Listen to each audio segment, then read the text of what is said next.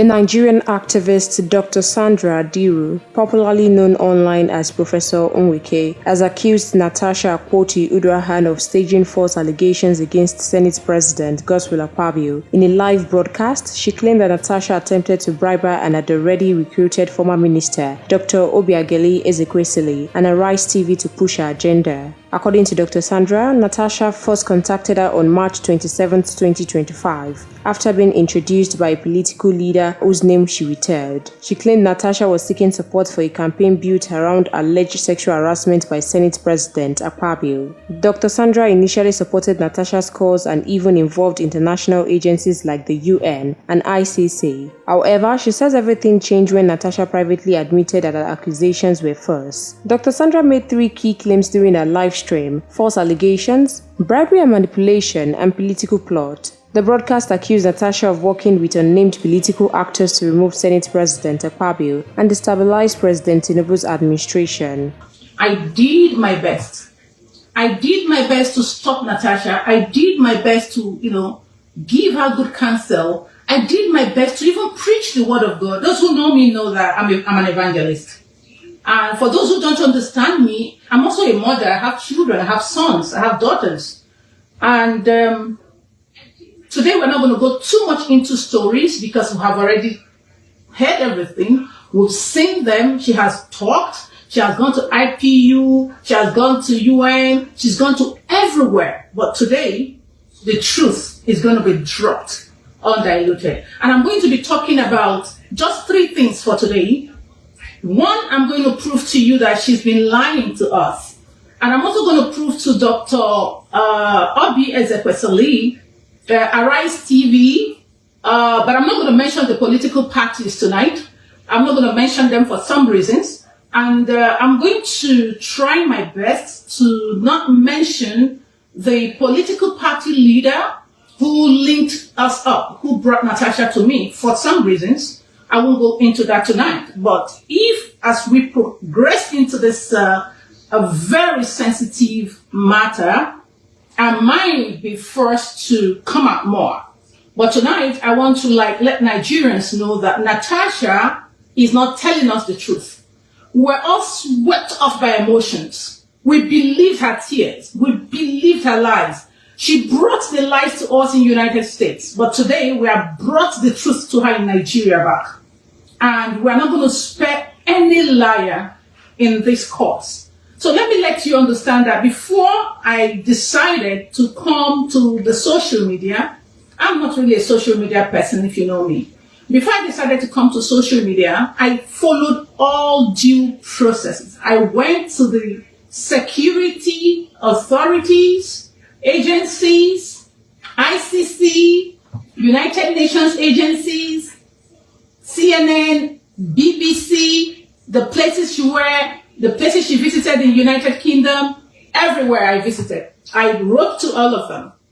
And to also let you Nigerians know that anything, any evidence I'm going to be giving you tonight, nobody hacked my Facebook page.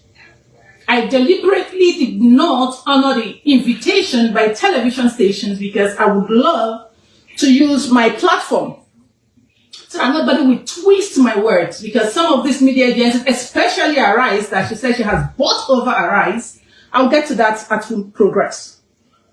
I decided not to honor any of the invitations. I decided not to talk to anybody in the media. I decided to use my platform so that I can be able to come out and say, yes, I said it. This is the way I said it. And these are the things that I said. Every information I'll be giving to you tonight are all forensically investigated, analyzed, verified, and already submitted to the security agencies. So we're not here to play or to speak grammar or to play like kids or for sarcasm or for satire or for stupidity or for pettiness. We're here for serious business.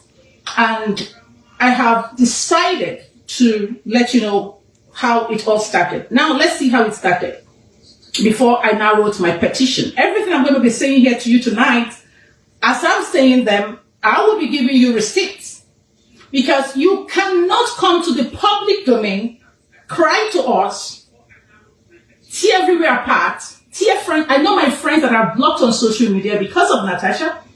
Many of you were wondering, I was supporting Natasha. Yes, I fought against the senator. I don't even know the senator she was talking about first.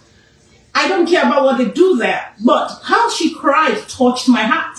And those who know me, even in Imo State, I fought for, what's his name? Samuel Siniwoha. If I can remember, the young man that almost went to jail. They arrested him and the wife, 2 of them, and nobody was taking care of the kids. That was where I became the enemy of the state government at that time.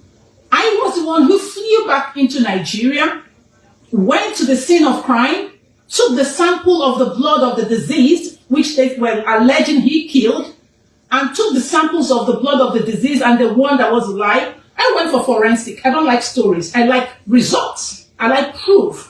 So that was how that matter was resolved, and Samuelson got his freedom. He's from Imo State, an activist as well. So Natasha came to me on the 27th of March, 2025, after she had visited the United States. And she called me and said to me that she has things to say to me. Before then, someone called me, a leader of a political party. I'm going to withhold his name for now, for some reasons, because the case has been investigated. I don't want to mess up what the authorities are doing. And he said to me that, ma'am, we love the way you are fighting for Natasha, and we are recruiting women like you, Dr. Obi Ezekwesili, to go fight for Natasha and make XYZ allegations, and that he would love me to speak to Natasha and help Natasha to ensure she gets justice. I said, okay, no problems, but let me speak to the person you're talking about. That was when Natasha called me on the 27th of March, 2025. So when she called me, and if you check my page, Prof. Mbeke, I'm Dr. Sandra Duru, but Prof. Mbeke is my media page, my platform, where I unfold the truth. And if you call me, if you check there, I have a disclaimer. Once you call me, it records automatically, because I don't have the time for people like Natasha that will tomorrow come back to say, I said what I didn't say, or she said what I didn't represent. So that was recorded, the first day conversation. And that wasn't the only conversation. She got closer to me, and we became like sisters or friends that tried to talk to her after I got to know the truth. Natasha came and she started offering me money. The first she said she has this problem with this Senate president, and explained to me everything. She thanked me. We talked personal things, which I won't let out for now because it's her privacy, about her life, about her mom. We talked a lot. And the question I asked, Natasha, if you want me to represent you, can I know the truth? She said to me that she started dropping names, I won't mention all, that she has already paid Dr. Obi Ezekwesili. How much do I want? I made her understand it's not all about money. Just talk to me. Why are you fighting? What is the problem? What did they do to you? She now explained to me the truth.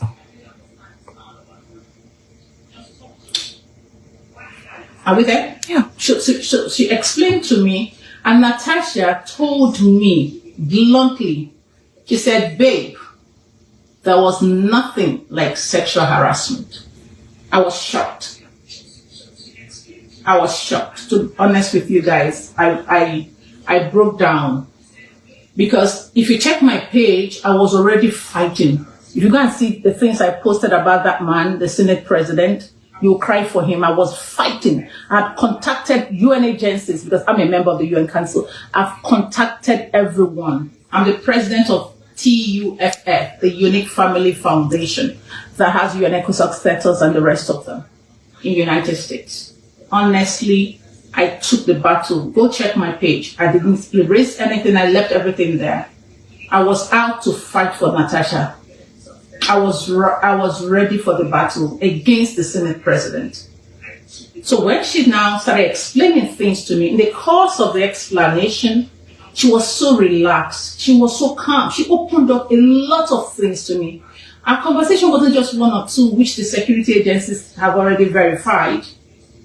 And she was bold enough to tell me that she has paid Dr. Obi Ezekwesili, that she recruited Dr. Obi Ezekwesili, that's not a big deal, I can do it. I said, did you tell Dr. Obi that these things are not true?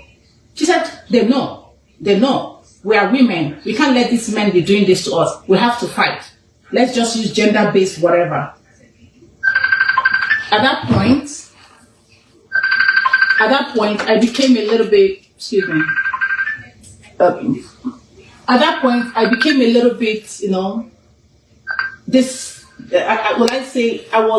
I wasn't happy. I was sad. Let me put it that way, because the way I came out to fight, and I told myself, what do I do now? How do I go back to the people out there? So the wisdom came. I relaxed. She said, are you there? I said, yes, I'm listening. Yeah, I'm with you. Go ahead, talk. So she started telling me a lot of things. So the area that I was interested in, I had to redirect her back to the question. She now said, it didn't happen. I don't have evidence. That was why I sent Dr. Obi Ezekwesili, Mrs. Abiola or Dr. Abiola, and FIDA. FIDA means Federation of Women Lawyers in Nigeria. You were recruited, and she called you guys useful idiots. That she recruited useful idiots. Women that can speak and be heard. You are now Natasha's useful idiots.